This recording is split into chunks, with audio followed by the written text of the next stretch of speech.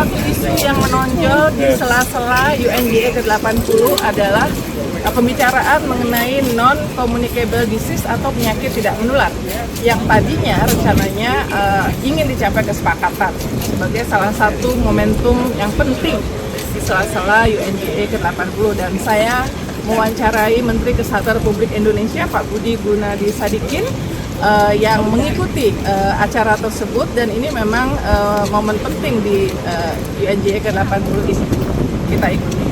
Apa perkembangan terbaru terkait dengan NCD yang saya dengar tadinya dicoba untuk capai kesepakatan di UNGA 80 ini, Pak Menteri? Jadi rencananya United Nations atau PBB akan mengeluarkan deklarasi mengenai NCD yang disetujui oleh seluruh kepala negara. Tapi sampai malam terakhir kemarin, akhirnya kita mengetahui bahwa deklarasi ini tidak bisa diteruskan. Sehingga yang menyedihkan bagi para menteri kesehatan dan juga organisasi-organisasi kesehatan di seluruh dunia adalah batalnya deklarasi mengenai non-communicable disease atau NCD ini yang tadinya direncanakan menjadi salah satu outcome dari high level meeting acara PBB tahun ini. Apa sebetulnya yang akan dicapai ya seandainya deklarasi itu disepakati? Apa yang terjadi? Salah satu yang paling penting adalah masuknya mental health, masuknya penyakit-penyakit usia lanjut seperti demensia, Alzheimer, Parkinson ke dalam non-communicable diseases. Karena penyakit-penyakit itu, mental health, kemudian demensia, sebelumnya dianggap di luar dari NCD. Sehingga perhatian dari dunia, pembiayaan dari lembaga internasional, kemudian juga pembiayaan asuransinya, mereka agak terlambat. Padahal banyak sekali pasien-pasien masyarakat yang mengalami gangguan jiwa, dan terutama di negara-negara yang sudah aging populasinya, itu demensia juga naik dengan sangat tinggi. Kesepakatan NCD batal, tapi apakah Indonesia akan semacam stuck atau memang sudah ada solusi tersendiri untuk Indonesia? Di Indonesia, non-communicable diseases yang paling menyebabkan kematian paling tinggi adalah stroke, jantung, dan kanker. Nah, semua penyakit non-communicable disease ini, cara yang paling murah dan paling baik adalah dideteksi dini, diobati dini. Jauh lebih murah dan jauh lebih efektif, kualitas hidup juga lebih baik. Nah, Bapak Presiden Prabowo Subianto di awal tahun ini meluncurkan program cek kesehatan gratis, yang intinya adalah deteksi dini dari semua penyakit-penyakit NCD yang berpotensi mematikan masyarakat kita. Sekarang sudah ada 35 juta yang di screening, dicek kesehatan gratis, diharapkan akhir tahun bisa 50 juta. Kita juga sudah lihat patternnya seperti apa. Tahap selanjutnya nanti akan kita obati mereka. Dan obatnya murah, asal diminum tiap hari, dan harus mengubah sedikit gaya hidup. Makannya jangan kebanyakan, tidurnya harus cukup, dan jangan lupa olahraga setiap hari. Badan-badan PBB termasuk PBB sebetulnya sedang mengalami kesulitan pendanaan, dan kemarin di pidato UNGA-nya Presiden Prabowo juga menyampaikan komitmen untuk mendukung PBB ya, termasuk soal pendanaan. Nah, apakah ini juga berkaitan dengan soal yang berkaitan dengan kesehatan, Pak Menteri?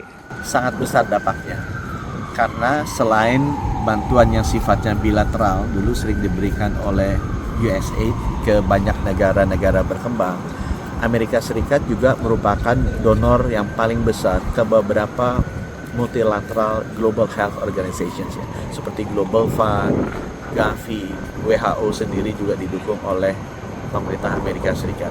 Dengan adanya penurunan atau penghentian pendanaan ini mengakibatkan banyak negara-negara berkembang dan juga lembaga-lembaga donor kesehatan global yang mengalami kesulitan dana.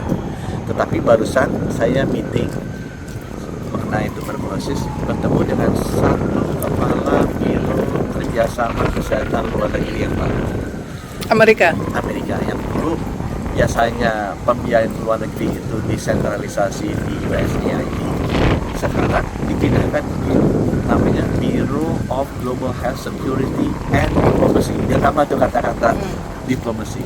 Nah, beliau menyampaikan bahwa semua pendanaannya tidak akan berhenti, akan dialihkan ke biro ini, tapi mereka akan menggunakan aturan-aturan baru, kondisi-kondisi yang baru untuk memberikan pendanaan ini.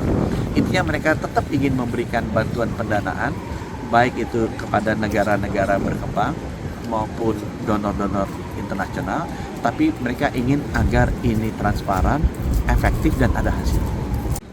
Tadi saya ikuti menarik Menteri Kesehatan Pak Budi menyampaikan bahwa ini kan non-communicable disease, ini kan non-communicable atau penyakit menular ini silent ya, semacam silent enemy yang datang setiap saat dan masuk ke berbagai perbatasan ya. Jadi harusnya diberikan perhatian tidak kalah penting dibandingkan dengan anggaran pertahanan. Mungkin bisa diceritakan di sini. Memang di dunia ini ada beberapa jenis perang gitu ya. Perang yang paling sering kita ingat adalah perang dengan sesama manusia. Memakan korban paling besar itu perang dunia kedua, sekitar 70-80 juta nyawa. Nah, sebenarnya ada perang yang kurang diingat oleh masyarakat dunia, yaitu perang dengan kuman atau perang dengan patogen, perang dengan penyakit. Contohnya ya tuberkulosis. Tuberkulosis sudah membunuh 1 miliar orang selama 200 tahun. Setiap tahunnya 1 juta. Itu jauh lebih besar dari perang menghadapi manusia. Jadi yang saya sampaikan tadi ke teman-teman di PBB adalah, yuk kalau untuk menghadapi perang kita menyiapkan pendanaan yang luar biasa besar, perang dengan sesama manusia gitu kan, yang historically secara empiris yang meninggal itu 70-80 juta. Kenapa kita tidak menyiapkan dana yang lebih besar lagi untuk mempersiapkan seluruh bangsa atas kemungkinan perang dengan patogen atau pandemi atau virus yang terbukti membunuh lebih banyak lagi manusia. Dan di situ juga saya sampaikan bahwa perang dengan virus berbeda dengan perang dengan manusia. Itu nggak kelihatan musuhnya ada di mana.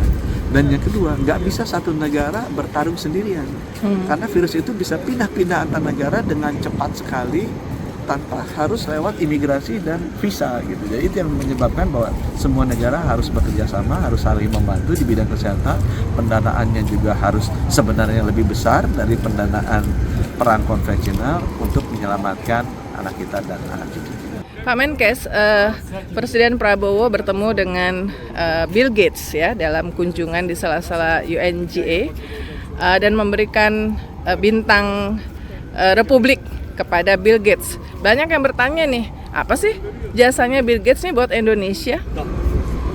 Bill Gates sudah banyak membantu Indonesia dan 194 negara di dunia anggota WHO lainnya di bidang kesehatan. Mulai dari obat-obatan HIV, obat-obatan malaria, obat-obatan dan treatment mengenai TBC. Beliau juga banyak melakukan bantuan-bantuan untuk penelitian-penelitian teknologi baru. Contohnya mengenai metode Wolbachia untuk bisa mengatasi dengue. Dan yang terakhir, beliau itu membantu Indonesia sebagai tempat clinical trial vaksin tuberkulosis. Ya, kita ketahui bahwa tuberkulosis ini masih membunuh 134.000 rakyat Indonesia per tahun, atau setiap 5 menit ada 2 orang Indonesia meninggal. Dan kita belajar dari COVID, semua penyakit menular akan bisa kita contain kalau kita temukan vaksin. Dan ini adalah penyakit menular yang paling banyak mematikan, bukan hanya di Indonesia tapi di seluruh dunia. Dan tidak ada orang yang mau membantu karena ini umumnya terjadi di negara-negara berkembang, hanya Bill Gates yang membantu. Oleh karena itu Bapak Presiden melihat bahwa kontribusi yang bersangkutan luar biasa ke Indonesia dan dunia, itu sebabnya diberikan bintang Republik Indonesia.